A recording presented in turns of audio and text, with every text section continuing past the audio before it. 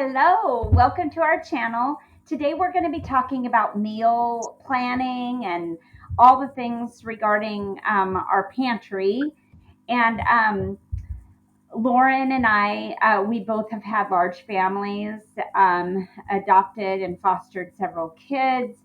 And so we're going to kind of give you our experience with that. And Lauren, her family, she has a couple tricks, that work for hers, and I have a couple that work for mine. And these might not work for you at all, but maybe it will help somebody out there kind of narrow it down and just help everything just run just a little bit smoother. So, Lauren, do you want to talk about your home and how you ran your meal times? Sure.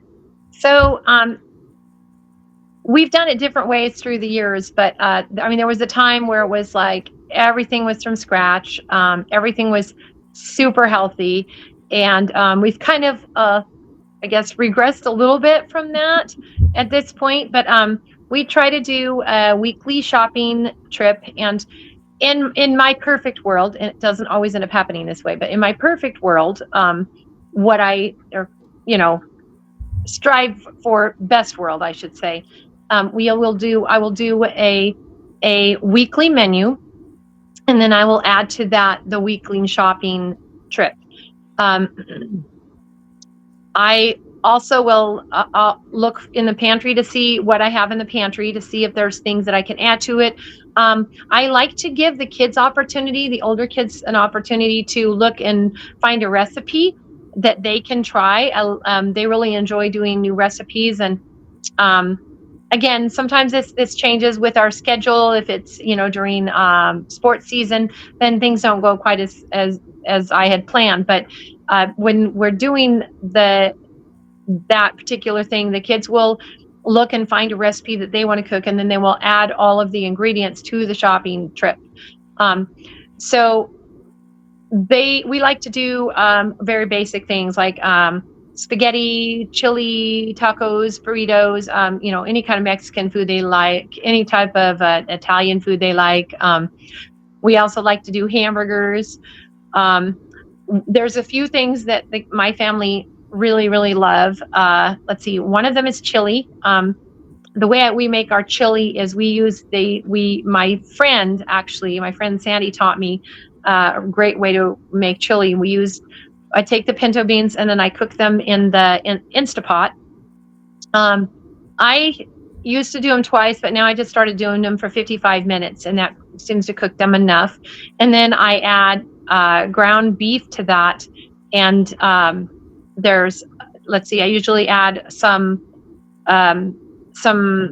tomato sauce to it, and there's several things I can always, if somebody wants the recipe, they could put that in the comments. But anyway, the kids love it. They absolutely love it.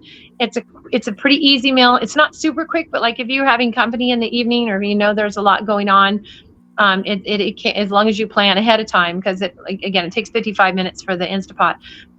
But it's pretty easy, and it can feed a large crowd, and that's one thing that we really love about it. And we'll add if we want to add garlic bread to it, we will. If we want to add a side of vegetables, we will. But honestly, usually it's great by itself. We will add like shredded cheese, and the kids really like sour cream in it. My family loves sour cream in everything, pretty much. Anyway, so that's one of our favorites. And another thing that we really love is Alfredo and noodles.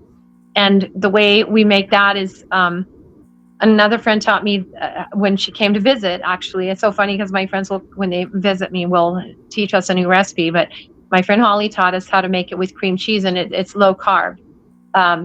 And you make the hamburger, then you add cream cheese to it, and then you add your garlic and your spices, your onions and salt, and then you also will add some milk to make it just the right consistency. And so usually when we have spaghetti, we'll have Alfredo and spaghetti, because usually there are several that don't want the spaghetti, that just enjoy the Alfredo.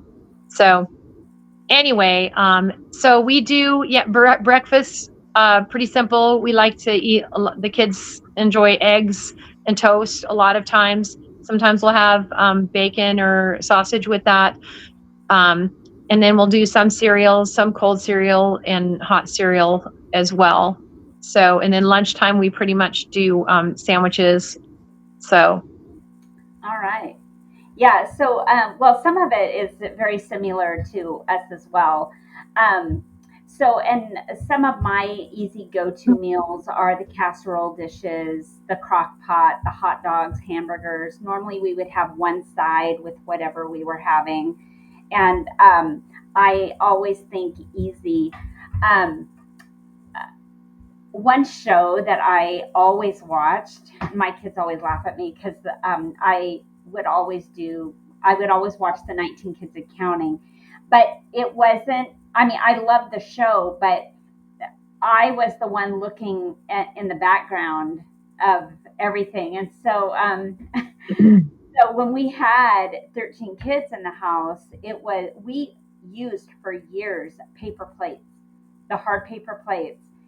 We would use the flimsy ones if it was just like hamburgers or hot dogs. But when you have casserole or something that bleeds through, you don't want to use the flimsy ones. But right.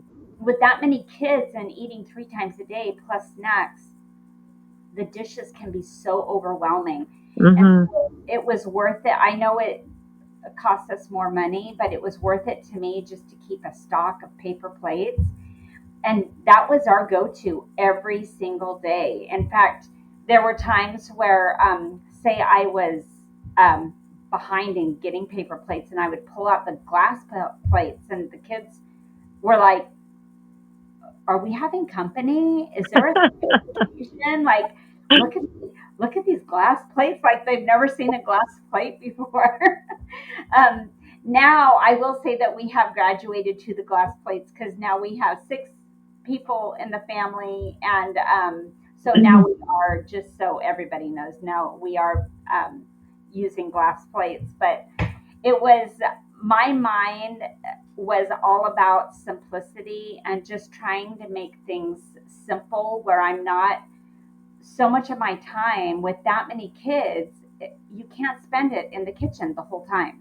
And so Mm-hmm. um, a breakfast was generally very, very easy. It was normally just cold cereal. Maybe on the weekends I would maybe do pancakes or something other than the cold cereal. But generally it was cold cereal. And when the kids grew up and they were actually able to pour their own cereal and their own milk without it going everywhere, it was a fend for yourself for lunch, breakfast and lunch, and then I would cook the dinner.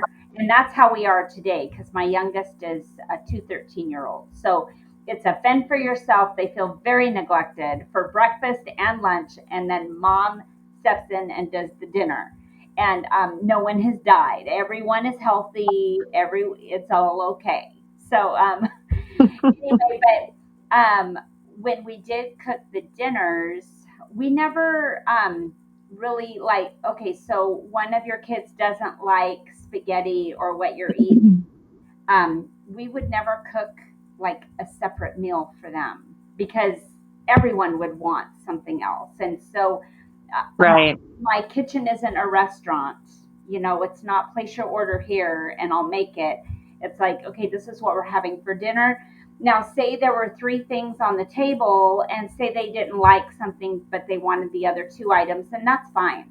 But I'm just not going to go Yeah. cook you something special unless there was like an allergic reaction, or Right. they're allergic to gluten, or something like that. Then that's a whole different scenario. But if it's just that they don't like it, then then they can pick something else that's on the table, but I'm not going to go make you something else. Mm-hmm. So anyway, so that's kind of how we did that. And um, I found out for me that I could only, I always end up going back to the same thing, but I try to do a week's menu, just 1 week, 7 days. And I get the calendar out. I make sure that, okay, so church night, we leave at a certain time. So that needs to be a really quick meal. Mhm. When gets home and by the time we leave for church. So, kids might have activities. Um, but say on Tuesdays and Thursdays, there's nothing planned. So maybe that can be a more in depth, dinner type thing. But anyway, just going through your pantry, sometimes you only need like one more thing to make a meal.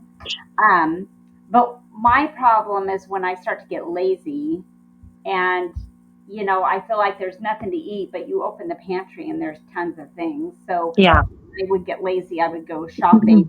Chances are I probably go out to eat the same night I go grocery shopping. So anyway, and then I'm really competitive with myself as far as how much money do I spend this week on groceries, and then that next week I try to come in under that. I kind of make it a game for myself and get really competitive. But that's kind of like what we do. And another thing, Lauren, you and I have done together, and a couple other people that we know in our area, we did the freezer swap meal. Yes.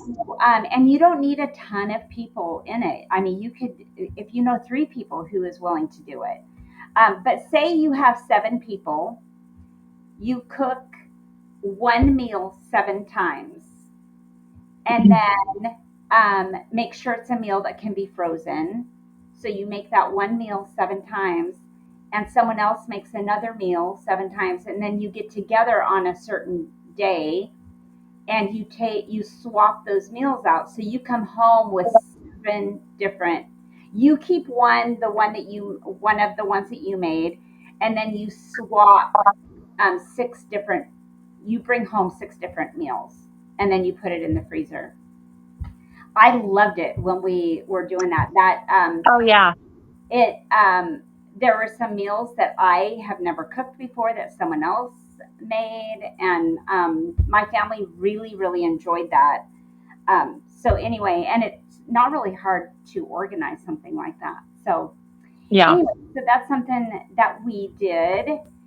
And then just for me, like in between meals, except for snacks, when I would give snacks out, my kitchen was closed because it was very important. That's the only way that I could stay upon like what I have to cook. So, so we've always been I've always been very protective of the kitchen space. When it's in between meals, that kitchen is closed. Nobody's in there making other food, and um, uh, anyway, yeah. So that's how we do it. And did you have anything else to add, Lauren? No, other than maybe just so we have done the once a month cooking in the past years ago, and that was great. It was a lot of work for one day. Um, and then you would freeze your meals for the month, and I loved that. But I couldn't stay consistent with it. It's quite an undertaking to do, but it was fun to try it. Yeah. But if you are super busy with a lot of sports and a lot of activities, it would be a way to stay on top of it if you could designate one or two, like one day for shopping and the next day for cooking. Is how we did it, and then Hmm. we got the kids involved big time, got the kids involved, and so that was also a great way, and that also can save you money too. So um Yeah. another thing that I sometimes will do is if I have a lot of something that needs to be cooked, then I might make two or three meals worth when I go to cook it, Hmm. and so just make some so that nothing, do that before it ends up going bad. Oh, right. um and so sometimes that can help too with the budget. So Yeah. it's a difficult time because of where our economy is right now. I know everybody seems to be struggling with, because food prices, oh my gosh, they're just Yeah. astronomical right now. So Yeah.